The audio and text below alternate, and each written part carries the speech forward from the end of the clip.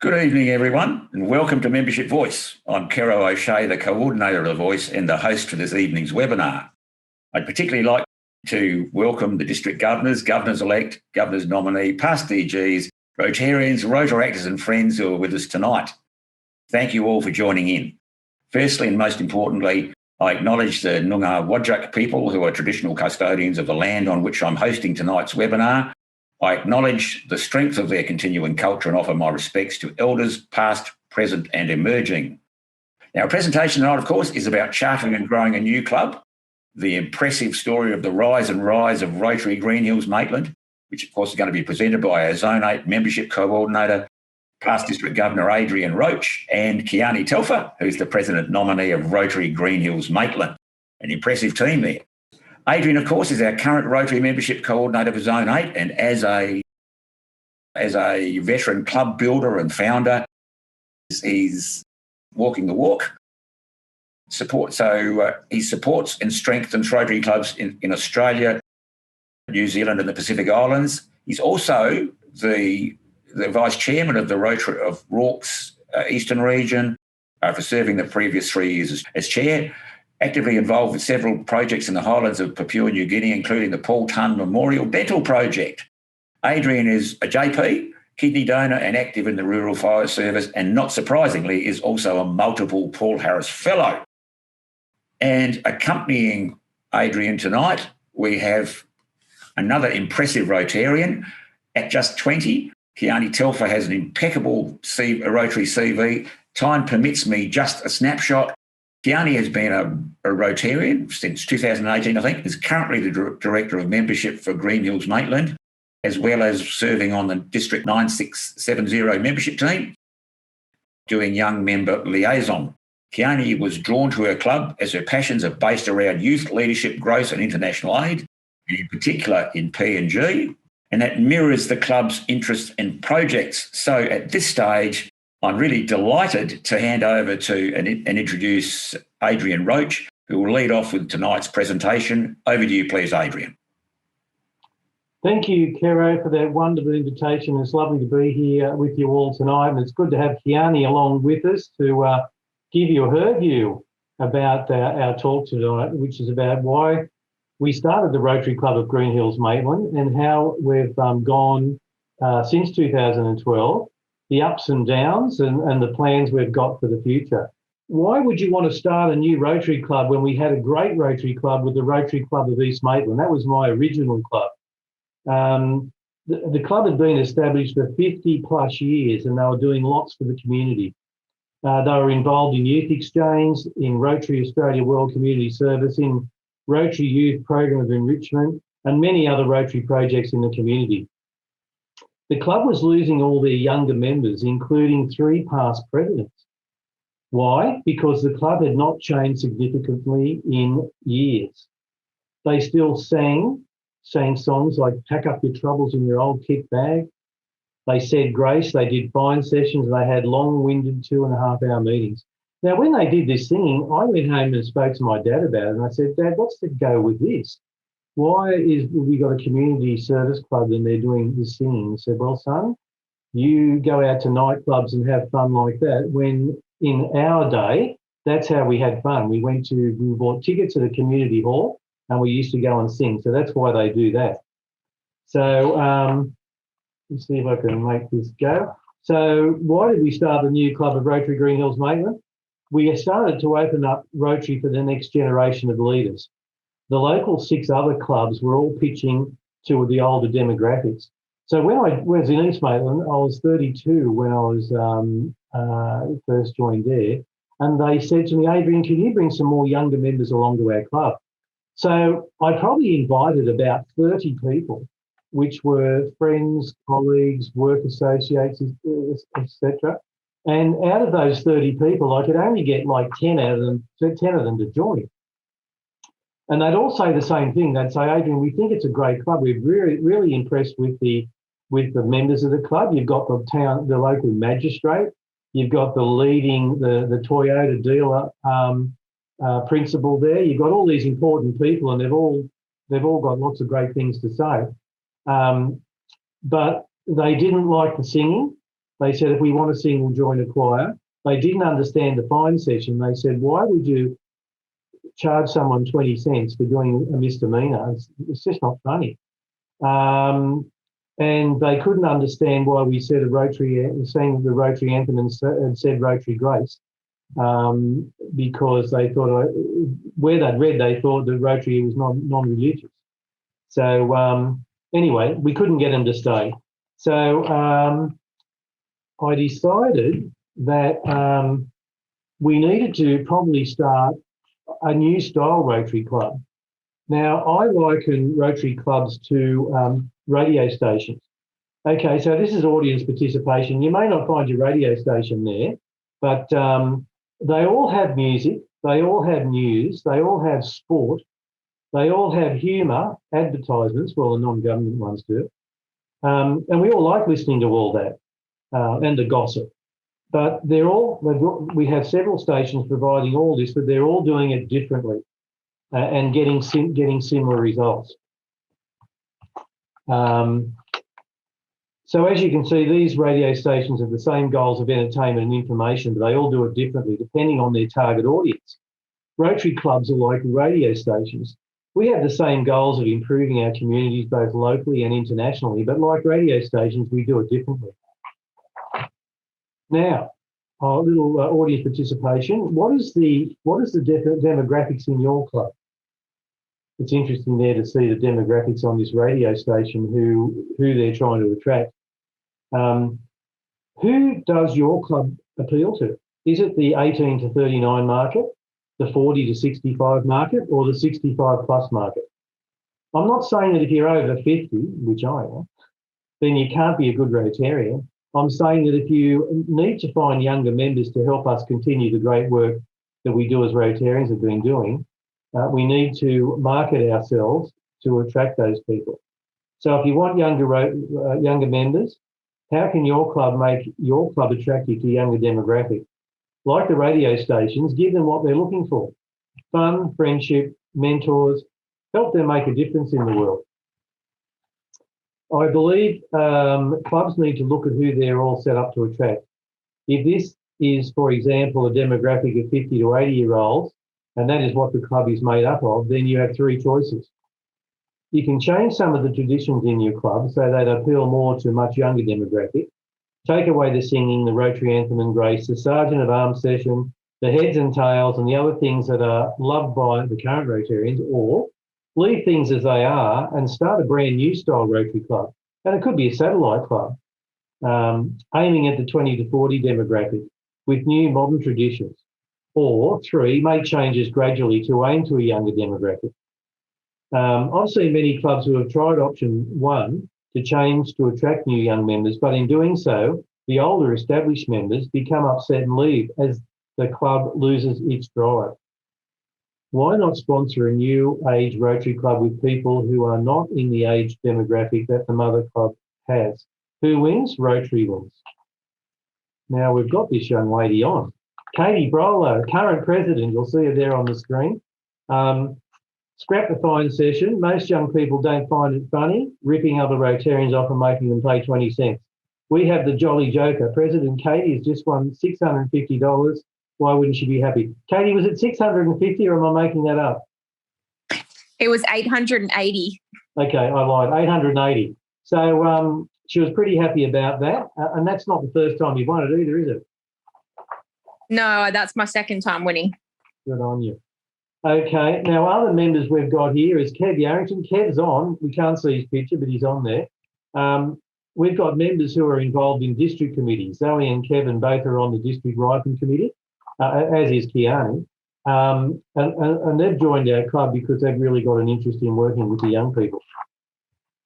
Here's our club president, current club president, and our past assistant treasurer, who happens to be my daughter. So it's good we've got some two generations in the club as well. There's a couple of instances of that. But here we are cleaning up trolleys out of the park.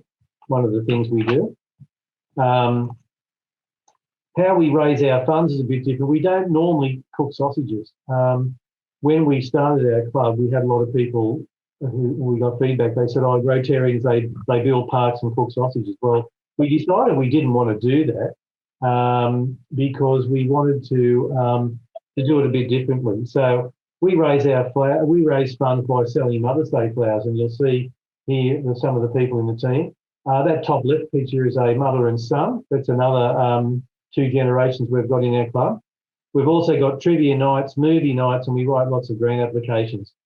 You'd be interested to know, 2 weekends ago, we made $25,000 from selling flowers on the weekend, which is good because that helps pay for all our youth projects.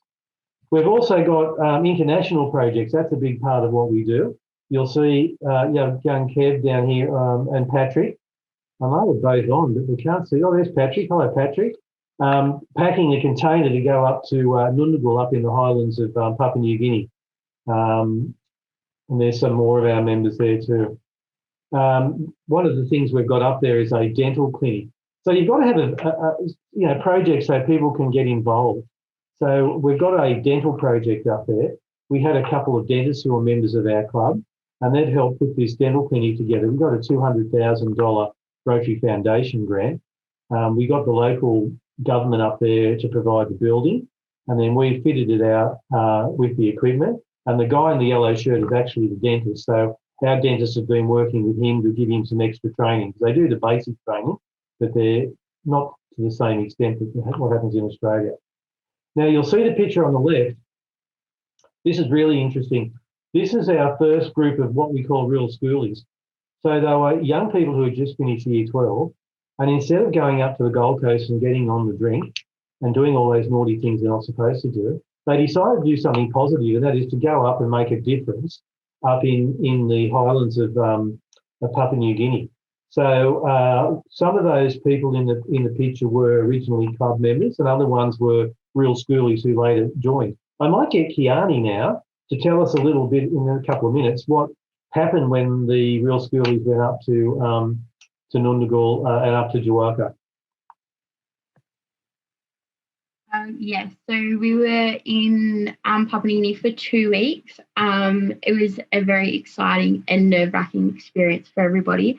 Some of us, like myself, hadn't been overseas or even on a plane before, so it was a lot of firsts for everyone.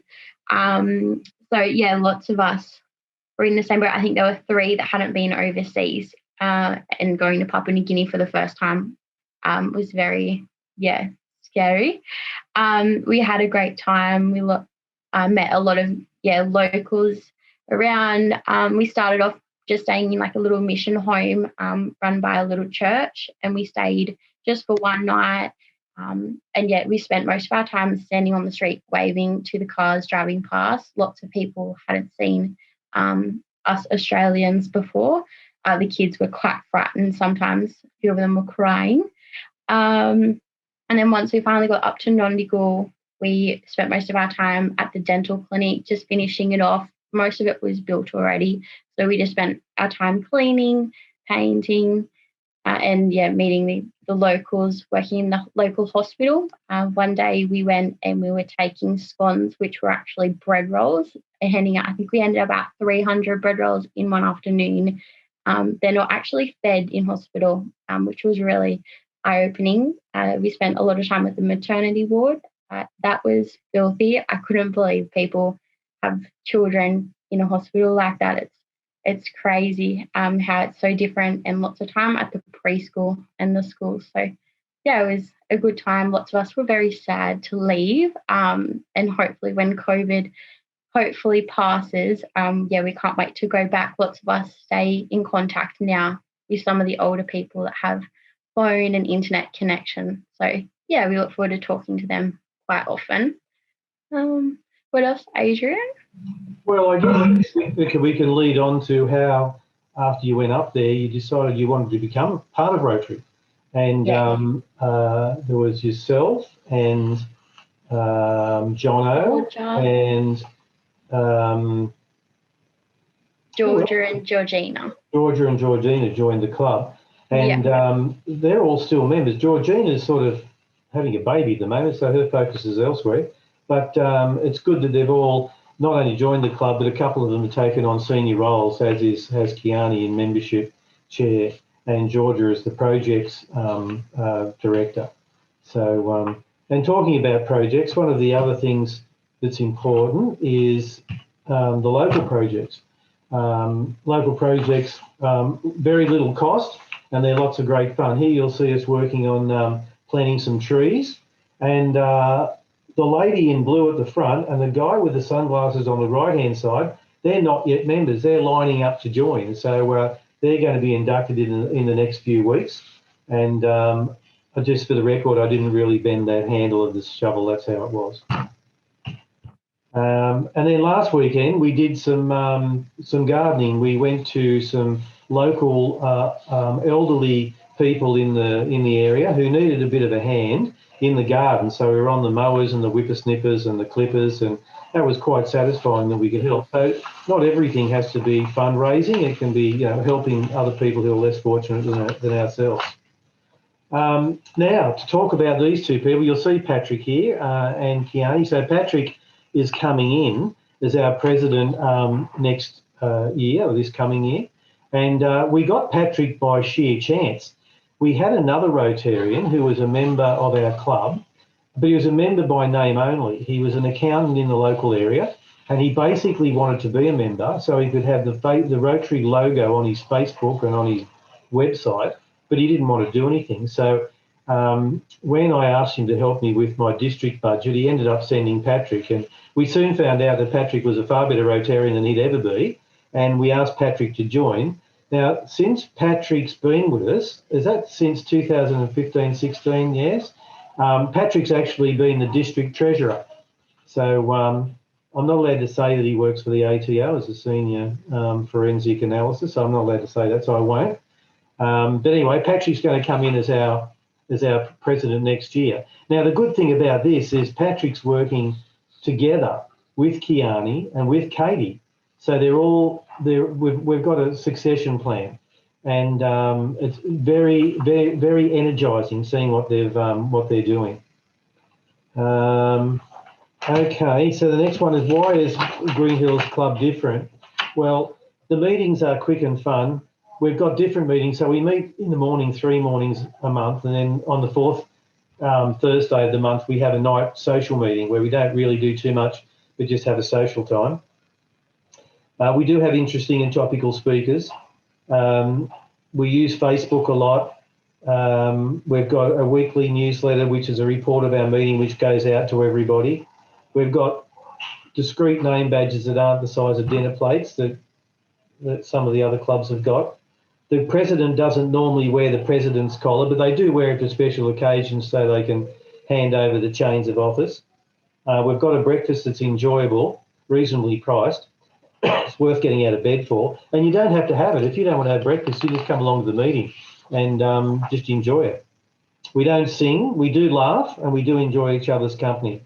One of the other things we do is we've got a picture of Survey Monkey there. We do survey our members to find out exactly what they want and to try to make sure that our club fits what they're looking for.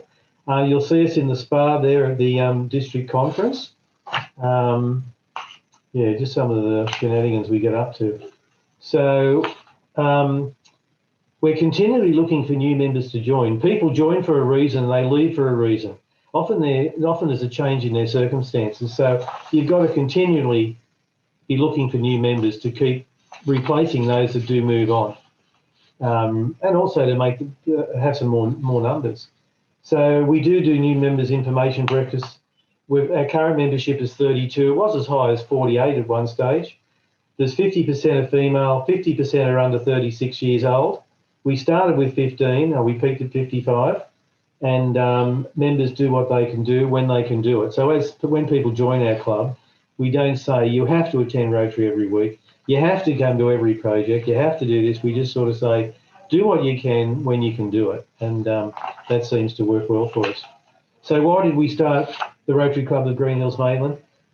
We started the Rotary Club to increase the membership of Rotary in our district, to lower the average age, to open up Rotary for the next generation, those 65 and under, can I suggest that if you don't have a club that's inviting to the 20 to 40-year-old age group, that you look to sponsor a new club in your area? And as I said, they could be a satellite club, which they're still going to be members of your club. Get the members in your club that want to see a change and encourage them to channel their energies into starting a brand new style Rotary club with a target market of the under 40 demographic. They'll be happy, and they'll also stop them rocking the boat of the club for the older people, so they can get on with it. Now, Chianti, do you want to tell us a little bit about your history, about the illness that you had, that you overcame, and then the reason why you want to be in Rotary and why you want to do it? Oh yeah. So we'll go back a few years. When I was 15, or we'll start like I was 12. I started having episodes that no one was really able to put their finger on. So no one was like, there was discussion that like I might have had diabetes, or that I might have had like really bad mental health that was causing like myself to have like little blackouts over time. But it actually turned out that I was having seizures. So I was suffering from uncontrollable epilepsy for about 4 years. And after a long period of time, about 3.5 years, of just different types of medications, I think I went through about maybe 20 different types of medications that weren't doing anything for me. They were minimizing the seizures, but there was no control.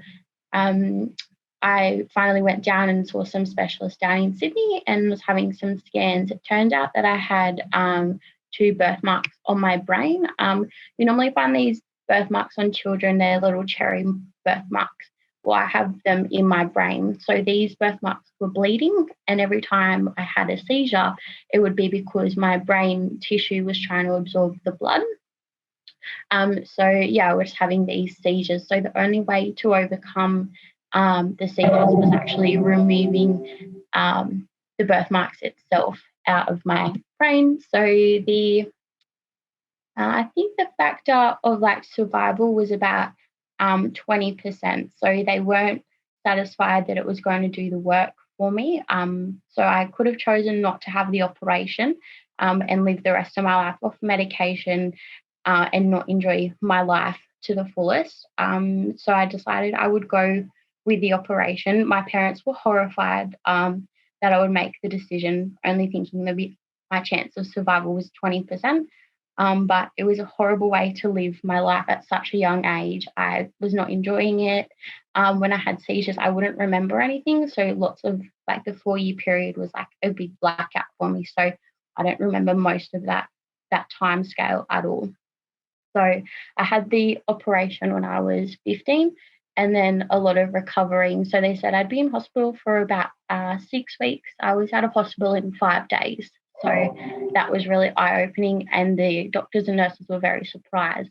So I haven't had a seizure now for 5 years, which is amazing. So yeah, I'm enjoying life. And once I was fully recovered, I decided that's why I wanted to go to real schoolies. I wasn't interested in partying. So yeah, I thought I would take this chance and yeah, go overseas, which was really exciting. And now I have a lot of great connections. A lot of mostly now my best friends are through Rotary, all different ages, same as mine, a few years older, and then people, yeah, much older that have experienced life to more detail than myself. So yeah, it was really exciting, and I thought this is what I want to do. I want to give back. I was trying to, before Rotary, work out how I could give back to people. I'm not good with blood. I'm not good with vomit. So I thought nursing or something like that is not good for me. But I thought Rotary was definitely the way to go. So saying, yeah, that we could help in such a big way, like overseas in PNG and then just locally, I knew that, yeah, this is what we could do. And going back, connecting to the values and, yeah, connections our club have with our youth, which is a big part of myself as well, giving back to those kids struggling at that period. So RIPE and, yeah, caters for kids 14 to 17. So, yeah, that was the stage that I missed. So I don't want anyone else to kind of miss those opportunities at that time. So, yeah, now I'm a full member, and enjoying, everything that the club has to offer.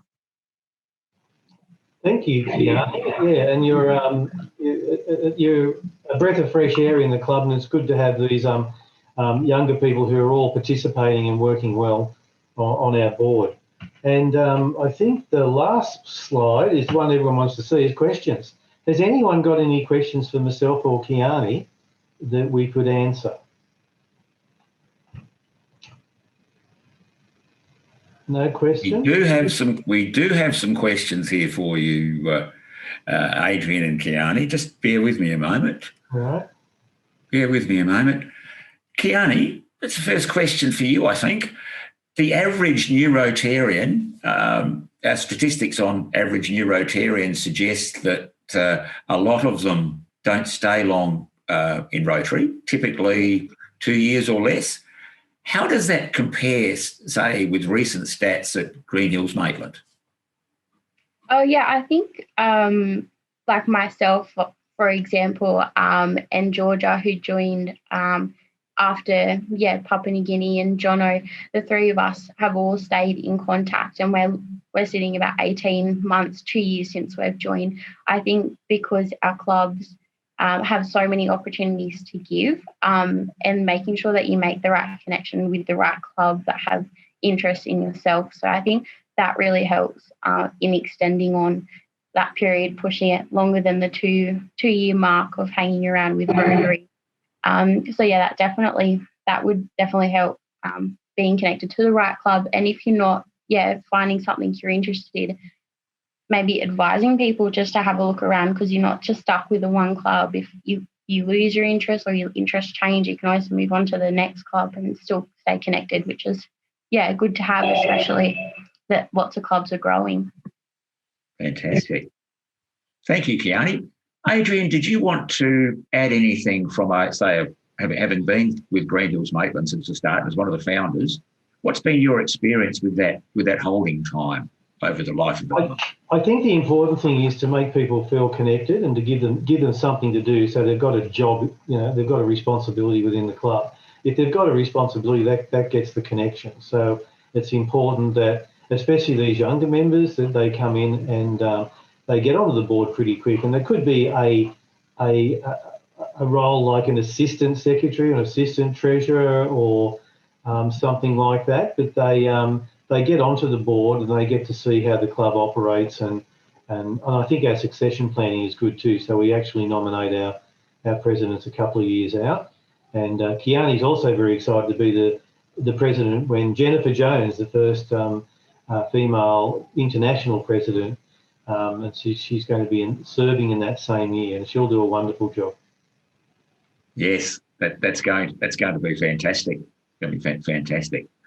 Adrian, you mentioned that the club is going well, and obviously it is with the demographics and the like. You've had fluctuations between, up to 55 members. Has the club faced any significant challenges on the way through? And if so, how did you address them? Well, I don't want to give everyone the impression that we're a perfect club, because we're not. We're a club that's survived and fought on, and we're growing. We had a couple of issues. One of our presidents was a little bit Gestapo style, and he left the club, but he also caused probably half a dozen or more to leave as well. That's probably been significant. Having the COVID was a little difficult because we all like to meet face to face, and of course, when we went to Zoom, not everyone really got into the Zoom because they wanted that connection. So that's probably the two most significant things that have affected what we've done. Good question there from Marilyn. The local what was the local population when you had 55 members? How is population the local population fluctuating? The population of Maitland was about 55,000, 60,000, and we already had 5 or 6 clubs. But out of the 5 or 6 clubs we had the East Maitland Club, which had been going about 50 years, very traditional, doing a lot of good things and highly respected in the community. And then the mother club was Maitland Club. Well, you have to be a man to be in that club. They don't encourage women, which is very, very sad. I think they got a bit of a surprise when a couple of gay guys join the club. But anyway, that's a start. They've got some female honorary members there, so they're partners of members who have passed away. Okay, then we've got another morning club who are an older demographic, and it's mainly made up of ladies, and a lot of them are teachers. So it's kind of a bit different. There wasn't really a club that was catering for the younger demographics. They would have found it very hard to assimilate into them. Yes. A question there from District Governor Adele. How do younger members cope with membership fees? And I might just add a bit to it. Does the club do anything to subsidise those fees for younger members? Well, we do if there's a real need. Look, a lot of these members, the fees aren't an issue. I mean, if you look at it, it's a cup of coffee a week to be a member, which covers all your insurance. So, for example, when Kiani goes up to Papua New Guinea, she doesn't have to fork out $300 or $400 for insurance. It's covered with the Rotary insurance.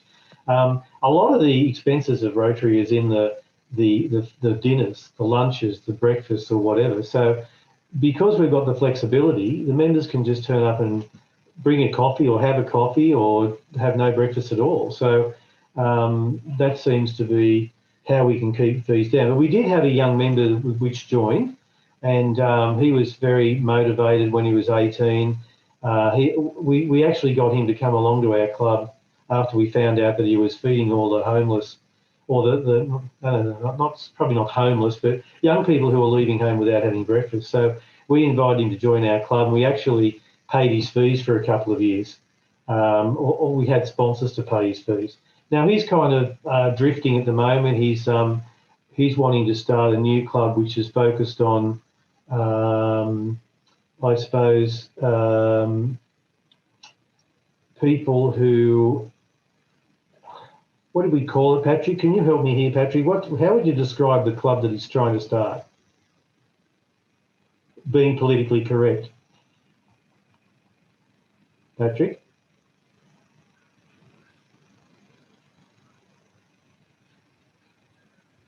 Are you hearing me, Pat?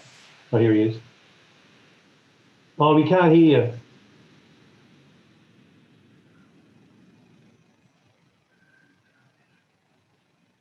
Okay, we can't hear him.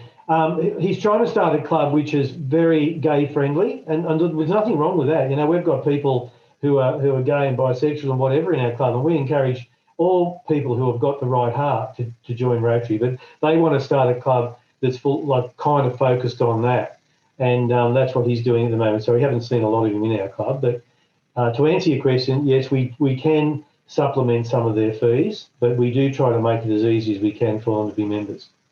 Yeah. Thank you. Thank you, Adrian. One from past District Governor Pushpa. Congratulations on chartering a new generation club. The question is, have you run exit polls and exit interviews to find out why people are leaving? Yes, we have. And the majority of times that we've done them, they've said, look, I really enjoy the club, but just right now in my life, it's not possible. I've got young family, I've got a new job, I'm moving. That's basically why. I mean, recently a couple of people I've spoken to have said, well, because the club hasn't been meeting fully face-to-face, I kind of don't feel like I'm getting the benefit. So, yeah, we do exit polls. We don't do them on everyone, but, yeah, we do them. Fantastic. Thanks, Adrian.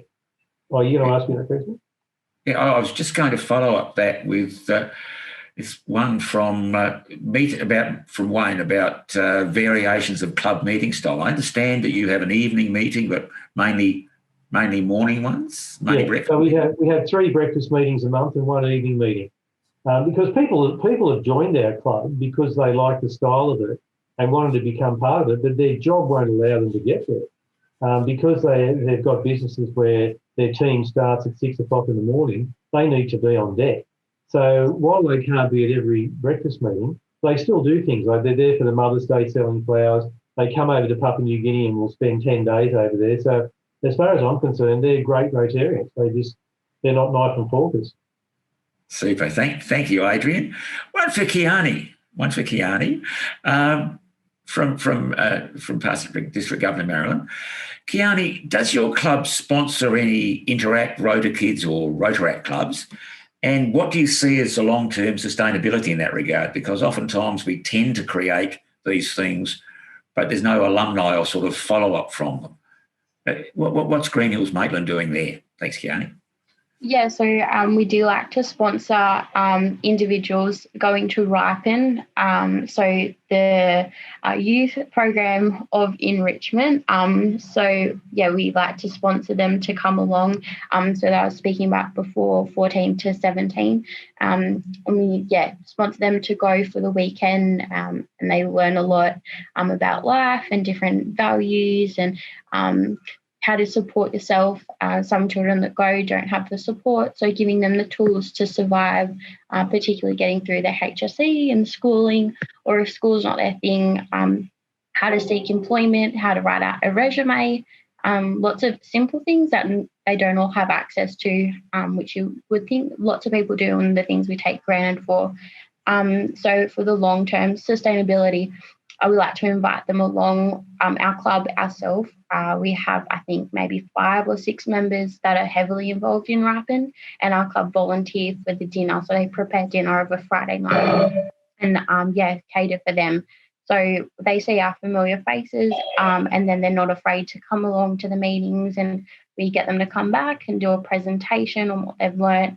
And then, our activities are quite attractive to all ages, so young people like going to movies or trivia nights or activities out and about, really attract them to come back and keep moving forward, and then when they're at the age of 18 thinking about joining to become a Rotarian. I think it's a really good idea that we have that target audience really and heavily involved in the youth projects that are around. Fantastic. Thanks, Kiani.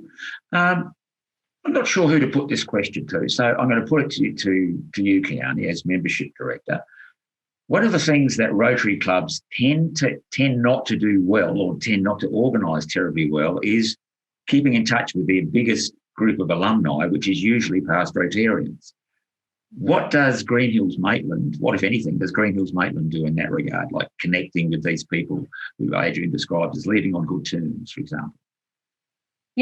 So we just like to try and keep connected on all audiences, and so we like to do. We've just done a survey recently on how people like to be connected. So our Facebook, we're trying to keep nice and updated, and lots of things popping up. We like to create an event of everything that's happening for the public, and then we have one for our members ourselves. And then we like to send out lots of emails, text messages, and then some people don't like any of those, so they might prefer a phone call. So we kind of have written down who likes what, and obviously we can't always make that one phone call to everybody, but at least we know these people like to be approached in this way, and this is how we try to keep them all together. Or some people like a letter in the mail, so it just depends. So you shape the communication according to the person's preferences. Yeah, definitely. That works. Wonderful. Yeah, we hear back much better that way. So it's good. That's fantastic. Looking at another area of opportunity, and I might put this one over to Adrian because we're sort of leaving him out of the action a bit at this stage. We've talked about Ripen, and I want to come back to Kiani about that one in a minute because it's a related question here. RILAR provides us with an opportunity, Adrian, to have traineeships in clubs, to bring people in, to send someone to RILAR and bring them in to give back to the community by way of something that they can put on their CV. Yeah. How does Greenhills Maitland utilise RILAR? Okay. Adrian? Well, we had a few members who were on the RILAR committee, and we had a member who was a gifted speaker, and he would speak at the RILAR weekends. My wife Christine, who's also a member of Greenhills, is on the RILAR committee. Now RILAR are currently in what do they call it? Having a rest because of COVID, and they haven't yet got to organising anything via Zoom or anything like that. So at the moment, there's not a lot happening with RILAR. But in the past, our club's done quite a lot. In fact, one of our past presidents was the chair of RILAR. So we've had a good connection And hopefully that will happen again. Fantastic. Thanks, Adrian. From sounds of things, Greenhills Maitland is significantly, very well, and perhaps even significantly overrepresented doing good things at district level. Yeah, we have members in our club who are on Youth Exchange Committee. Of course, they're having a rest at the moment too, but we're heavily focused on youth programs, I guess, because we've got younger people in our club. Fantastic. Thank you. We hosted an exchange student every year. In fact, a couple of years we hosted more than one. So that's been good for the club as well. Question, Adrian. We're putting great stock on the very successful work done by Rotary Adelaide with their new model, which is based essentially around membership leadership best practice. How does the success story that you've outlined at Greenhills Maitland, how does that line up with the basics of the Adelaide model? Well, look, it's very similar, Caro, and I would encourage anyone who hasn't yet seen the talk we had, was it last month, about the Adelaide Club, about their succession planning and how they've actually put it together. And I think we're kind of following that, where we've got our current president, Katie, Pat, who's coming in, and then Kiani after him. They're all working together to try to work out, a succession plan and to make sure we're all heading in the right direction. Fantastic. Thank you. Kiani, one of the key things about the Adelaide model is the P-train, the succession of presidents, president-elect, president nominee and the current president, are really required to work together on what they broadly describe as the strategic development of the club. How's that process working at Greenhills Maitland? Yeah, so it's working really well. So Katie, our current president, we've been just changing it up a little bit. We're just working out what our members are enjoying and if there's things that we can be changing, like the location of our morning breakfast or the evenings, or if, we're thinking about changing the days to try and get some more numbers to come along to the meetings. Pat has been looking into that and working out, how it's going to look next year. Obviously, with different work schedules and things like that, we're trying to work out what would work for the majority of our club. We're also planning our calendar for the rest of Katie's years, Pat and myself. So we've got a lot of long-term goals that will be continuing the same tradition. So we've been linking with a local organisation, Friends of Palliative Care. So we've been linking with them, helping them with their fundraisers, so we can pop that in our calendar. And then they've been working with us. So just making those partnerships with different groups around and what's working well, and just planning ahead. So say if people are not available for this month's social event, they know what's coming up next month. We might be going for a bushwalk, or we might be just joining for breakfast on a Sunday morning. So people know they're not missing out and they know what's coming up. So we're just trying to ensure that our communication is good. We're listening to our members, but also, we're just keeping everything open and transparent, so they know there's no sometimes people feel like there's secretiveness between like the board and the club. So we're just trying to, be really honest and open, and they know what's coming up, what to expect, and that we really are listening and we all are one group at the end of the day. So I think that's working well, especially for the long term. Thanks, Kiani. So you're promoting a very open communications model. Yeah, definitely.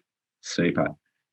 An observation that could turn itself ease into a question here from District Governor Adele. Clubs often complain they can't get young people to sponsor to go to Ripon or Rilo. But I'm thinking by having younger people in your clubs is a bridge to other younger people.